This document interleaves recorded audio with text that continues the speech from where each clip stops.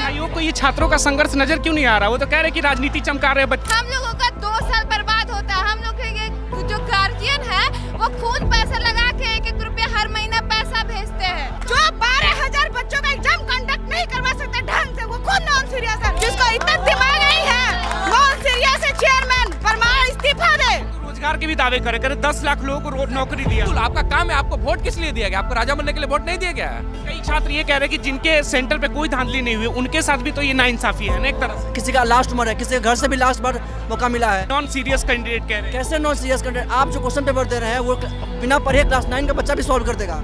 ये आपका सीरियसनेस है? आयोग का परीक्षा में पूछ रहे हैं कि कौन है कपड़ा मंत्री, ये सीरियस है? What is functional and structural unit of cell question है पूछने का। क्लास 3 का बच्चा सबसे पहले वही चीज पढ़ता है। ये पूछेंगे आप डीएसपी और एसडीएम के क्वेश्चन में। मौजूद है पटना में, जहां छात्र आंदोलन कर रहे 17 में बीपीएससी को कैंसिल करके फिर से री एग्जाम को लेकर तमाम मुद्दों पे बात करने के लिए छात्र के बीच है। इनसे समझेंगे कि आखिर क्या कुछ मामला है। बीपीएससी वहीं ये कह रहे हैं कि सब नॉन सीरियस कैंडिडेट है जो छात्र अराजकता फैला रहे हैं। बताएंगे मैम, क्या नाम हुआ आपका? मेरा नाम सोनी कुमारी है। कहाँ से आई हैं? मैं पटना से ही आई हूँ। मेरा एक ही मांग है कि री एग्जाम होना चाहिए। जैसे बाबू सभागार का एग्जाम पेपर लीक हुआ तो वहाँ पे री एग्जाम हो रहा है, उसी तरह सारे सेंटरों पे एग्जाम दोबारा होना चाहिए। वो इसलिए क्योंकि मेरा सेंटर औरंगाबाद दिया गया था, वहाँ पे भी आधा घंटा लेट क्वेश्चन मिला था। ये जो मनु परिमार है वो खुद एक एग्जाम क्लियर करके उस कुर्सी पे बैठे हुए, तो उनको अच्छे से पता है कि अगर 1 मिनट 5 मिनट लेट होता है तो कितना क्वेश्चन छूट सकता है। तो हम लोग के तो आधा घंटा में लगभग यहाँ जितने भी बच्चे आए हुए सबका यही एक प्रॉब्लम है। कहीं पे पेपर लीक है, कुछ बच्चों को वीआईपी ट्रीटमेंट दिया गया है। ट्रीटमेंट? हाँ। उसमें क्या मिल रहा था बच्चों को? 11 बच्चों या कुछ बच्चों को स्पेशल सुविधा दी गई थी जो कि इंस्ट्रक्शन के डायरेक्ट अगेंस्ट है। ऐसा नहीं होना चाहिए। आयोग कहती है कि जो बच्चे यहाँ पे शोर हंगामा कर रहे हैं, अपनी मांग रख रहे हैं, वो नॉन सीरियस है। एग्जाम से पहले हम लोग को मेंटल टॉर्चर किया जाता है। आयोग अपनी बातों को स्पष्ट नहीं रखती है। वो हम लोग को नॉन सीरियस आप समझ सकते हैं कि कौन है, आयोग है या हम जैसे बच्चे। हम लोगों का 2 साल बर्बाद होता है। हम लोग के जो गार्जियन है वो खून पैसा लगा के 1-1 रुपया हर महीना पैसा भेजते हैं। उनका मंथली इनकम नहीं है। हम लोग का तो ये एग्जाम में जो ये पेपर लीक होता है। आयोग को ये छात्रों का संघर्ष नजर क्यों नहीं आ रहा? वो तो कह रहे कि राजनीति चमका रहे बच्चे। वो बच्चे 2 साल से इस पटना में रह के कभी बाढ़ का समस्या का ये, कभी एक टाइम खाना खाओ, कभी एक टाइम खाना नहीं खाते। इतना प्रॉब्लम हम लोग फेस करते हैं और हम लोग को ही नॉन सीरियस कहती है और खुद कुर्सी पे बैठ के सीरियस है। अगर इतना ही सीरियस है तो अपनी बातों को स्पष्ट क्यों नहीं करती है? जब बच्चे आंदोलन पे उतरते हैं तभी क्यों स्पष्ट करते? सूबे के मुख्यमंत्री नीतीश कुमार जी लड़कियों को शिक्षा को लेकर, रोजगार को लेकर बहुत बात करते हैं कि हमने लड़कियों की, जब से हमारी सरकार आई है हमने लड़कियों की स्थिति को बदला है। तो एक तरफ आप लोग प्रदर्शन कर रहे हैं लेकिन मुख्यमंत्री संज्ञान नहीं ले रहे कुछ। वो मुख्यमंत्री संज्ञान लेंगे, हम लोगों का पूरा आशा है कि वो हम लोगों का संज्ञान जरूर लेंगे। 67 में भी वो संज्ञान लिए थे। आप देखे थे कि री एग्जाम हुआ था। अतुल प्रसाद जी जब थे चेयरमैन तो 68, 69 में ऐसा कुछ भी नहीं हुआ। आप देखे बच्चे शांति माहौल बना के एग्जाम दिए थे। फिर ये जो मनु परिमार है, ये पता नहीं कोई भी बात को अपना स्पष्ट तरीके से रखते नहीं है, जिस कारण से आज हम लोग का पढ़ने का समय था। अगर आज पेपर लीक नहीं होता तो हम लोग भी मेंस का तैयारी करते, लेकिन आज रोड पे धरना स्थल पे धरना प्रदर्शन कर रहे हैं। आपका क्या नाम हुआ? सृष्टि सिंह हुआ। आप यहीं के पटना की हैं? हाँ। तो आप इसमें मांग कर रहे हैं कि फिर से री एग्जाम होना चाहिए? हाँ, मेरा यही मांग है कि री एग्जाम होना चाहिए और पूरे कदाचार मुक्त एग्जाम होना चाहिए। क्योंकि एक सेंटर का वो कैंसिल करते हो, किस आधार पे वो पहले वो बोले 13 दिसंबर को कि कोई पेपर लीक नहीं हुआ है, फिर दूसरे बार वो माने कि पेपर लीक हुआ है, तो ये अपने कमी को छुपाने के लिए एक सेंटर पे कैंसिल कर दिए। और से ये जब कैपिटल का ये हाल है तो आप बताइए गाँव क्षेत्र का क्या हाल होगा? वहाँ का तो बात आया ही नहीं सामने कि क्या हुआ नहीं हुआ है। अपने बात को दबाने के लिए एक सेंटर को कैंसिल कर दिए और किस आधार पे रिजल्ट देंगे? और जो बोलते हैं सीरियस, वो खुद नॉन सीरियस है। हम आपके माध्यम से बोलना चाहते हैं परमार को कि वो खुद नॉन सीरियस है। जिसको इतना दिमाग नहीं है, नॉन सीरियस है। चेयरमैन परमार इस्तीफा दे।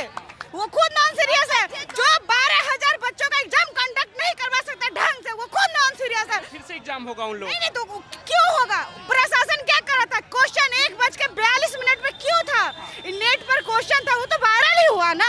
और हम लोग को ऐसा नहीं कर रहा कि कैंसिल कर दिया, नहीं कैंसिल कर, नहीं कैंसिल। हम लोग इसी बोले सभी सेंटरों का एग्जाम कैंसिल होना चाहिए। जो सेंटर पे अराजकता फैला रहे थे उन पे कार्रवाई होगी, कड़ी से कड़ी कार्रवाई की जाए। कोई कार्रवाई नहीं होगी उस पर। क्यों होगा? हम लोग उस लोग के साथ है भाई। अपना बात को रखने के लिए हम लोग आतंकवादी थोड़ी और नहीं, और जब एंट्री दिए, जब एडमिट कर दिए, सेंटर आप दिए तो आपको पता नहीं था, आप तो खुद नॉन सीरियस क्यों दिया? जो अराजकता फैलाता है आपको नहीं पता था, आप ही ना सेंटर दिए तो आपको पता ना, आप जांच का विषय है, अब आप पे जांच होना चाहिए। आयोग अपनी कमी छुपा रहा है इसमें। बिल्कुल, एक सेंटर का क्या आप कमी छुपा रहे हैं अपना?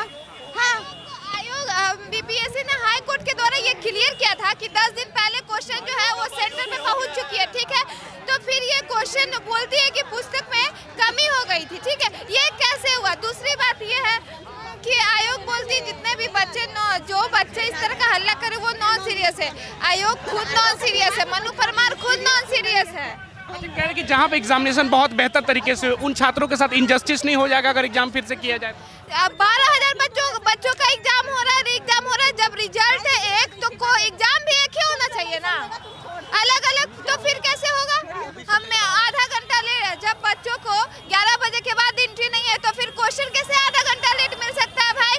वो मनु परमार भूल रहे हैं कि हम लोग 1857 की क्रांति से पढ़ते नहीं है, लाना भी जानते हैं। बिहार की धरती है, हम बिहार की बेटियां हैं। क्रांतिकारियों का जमी रहा है बिहार। हाँ बिल्कुल, मैं वही तो बोल रही हूँ ना कि हम लोग 1857 की क्रांति से ही शुरू करते हैं, सिर्फ पढ़ते नहीं है, लाना भी जानते हैं और ला के रहेंगे। जिस तरह नॉर्मलाइजेशन को हटवाया है उसी तरह से हम लोग एग्जाम भी रिकैंसिल करवा के रहेंगे जैसे 67 में करवाए थे। कि फिर से अगर एग्जाम होगा तो बड़े पैमाने में पैसे लगेंगे, समय खर्च होगा। तो समय, इसका मतलब क्यों है आप फेयर तरीके स्टूडेंट लोगों का भी तो पैसा और समय गया, बाहर राज्यों से लोग आए यहाँ पे, उनका क्या पेमेंट पकड़ेगी सरकार? किस तरह का क्यों बयान दे रही है? तो आयोग को सोचना चाहिए, आपने ऐसा क्यों किया है? सारा मतलब दोषी आयोग ही है, स्टूडेंट क्या करेगा? एक्सेप्ट नहीं कर रही ना अपनी गलती, वो छात्रों पे पड़ेगा ना, उनको करना पड़ेगा और नहीं करेगी तो ऐसे तो बोले से नहीं होगा ना, ये बोले से नहीं होगा। आयोग नॉन सीरियस है, वो 17वीं बीपीएससी प्रारंभिक परीक्षा एग्जाम कंडक्ट करवाने के लायक ही नहीं है। इस्तीफा दे मनु भाई, इस्तीफा दे, आपसे नहीं संभाल रहा है तो इस्तीफा दीजिए। इस बार जिस तरह से दावे करते हैं कि महिलाओं के लिए, शिक्षा के लिए हमने बहुत बेहतर किया, लगता हुआ है बिहार में नीतीश कुमार ने किया है, मानते हैं, लेकिन अभी जो ये इस तरह का शासन हो चल रहा है तो उसको भी तो उनको संज्ञान में लेना चाहिए। और हमें जहाँ तक लगता है कि उनके संज्ञान में अभी तक नहीं गया है, अगर वो जाएंगे तो जरूर वो एक्शन लेंगे।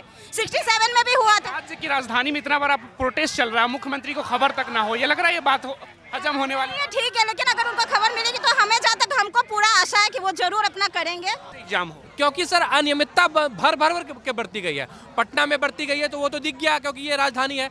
बोलते हैं एशिया का सबसे बड़ा सेंटर है, सबसे हाईटेक सेंटर है, तो सोचिए सबसे हाईटेक सेंटर पे ये का सब हो गया तो जो दूर दराज के इलाके हैं जो हाईटेक नहीं है वहाँ ये लोग क्या क्या खेल खेल सकते हैं।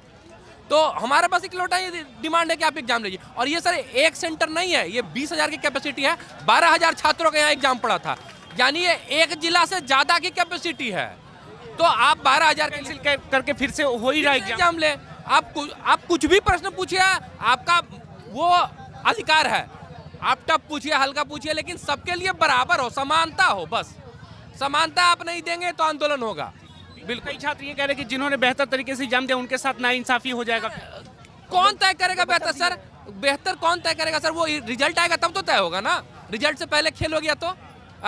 मैंने भी सर 68 का मेंस दिया है, 67 का मेंस दिया है, मेरे साथ कई दोस्त जो इंटरव्यू तक बैठे हैं, तो हम लोग का भी ऐसा नहीं खराब गया है, लेकिन फिर भी हम लोग आए हुए क्योंकि पारदर्शिता का भाव है। जब पारदर्शिता का भाव है तब तो फिर बवाल होना ही है। छात्र ये कह रहे थे 68 बीपीएससी बहुत अच्छे से हुए, निष्पक्ष रूप से हुए, 69 भी हुआ, लेकिन इस 70 वाले में क्या हो? पूछिए ना सर कि जब अतुल प्रसाद सर थे तो बिल्कुल पारदर्शिता थी, संवाद था। सबसे बड़ा बात है कि सर जो लोग बैठे हुए हैं ना, उन्होंने छात्रों के साथ संवाद की कड़ी तोड़ दी है। तो और हमारे पूर्व chief justice D Y Chandrachud ने भी बोला है कि सबसे बड़ा डिसइंफेक्शन सनलाइट है, इसका मतलब पारदर्शिता होनी चाहिए। पारदर्शिता नहीं है, इसीलिए इतना बवाल है। तो रोजगार के भी दावे करे 10 लाख लोगों को नौकरी दिया।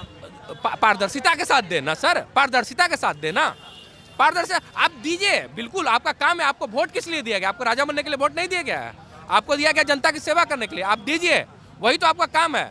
पर आप अपना काम करके अपना बड़ाई करवा रहे हैं, अपना फिर खुद थपथपा रहे हैं। यहाँ जनता बेवकूफ़ बना हुआ है। अगर नीतीश बाबू नहीं सुनेंगे तो हम लोग अपने गांव में, अपने पंचायत में इस आंदोलन को आगे बढ़ाएंगे। बिहार में चुनाव का भी माहौल है, चुनाव भी आने वाला है। सुनिए, सोचिए ना सर कि पप्पू यादव निर्दलीय जीत गए, अभी एक MLC निर्दलीय जीत गए, तो क्यों निर्दलीय की तरफ लोग जा रहा है? क्यों? जो स्थापित राजनीतिक संस्थाएं हैं उनको लोग धुतला रहे हैं।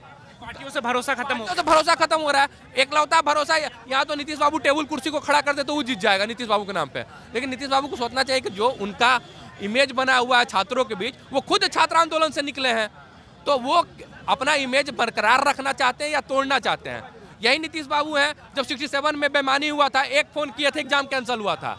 क्यों नहीं सुन रहे? क्योंकि हमको लग रहा है सर उन तक आवाज पहुंचाई नहीं जा रही है। उनके इर्द गिर्द के जो लोग हैं वो पैसा खा रहे हैं उनके नाम पे, तो यही होगा कि खेत खाए गधा मार खाए जुल्हा वाला काम हो जाएगा। राज्य की राजधानी में इतना बड़ा आंदोलन हो रहा है, मुख्यमंत्री को अगर सूचना नहीं है तो ये लग रहा है हजम होने वाली बात नहीं सर, बिल्कुल नहीं।